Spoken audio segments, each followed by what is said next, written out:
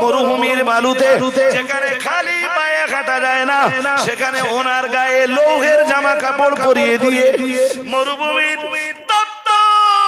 বালুর উপরে ওনাকে যখন শুইয়ে দেওয়া হলো, হযরত খাব্বাবের জবান দিয়ে তখন উচ্চারিত হচ্ছিল আশহাদু আল্লা ইলাহা ইল্লাল্লাহ ওয়া আশহাদু আন্না মুহাম্মাদান আবদুহু ওয়া রাসূলুহু।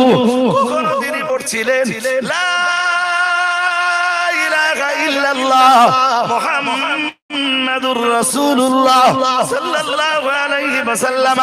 হযরত খাব্বাব ইবনে আর এই প্রচন্ড রৌদ্র দহনে যখন উনি দগ্ধ হয়ে যাচ্ছিলেন, একদিকে মরুভূমির বালুর গরম, অন্যদিকে তার গায়ে লৌহের পোশাক পরা। হযরত খাব্বাব ইবনে আর প্রচন্ড পিপাসার্ত হয়ে গেলেন, পানি পানি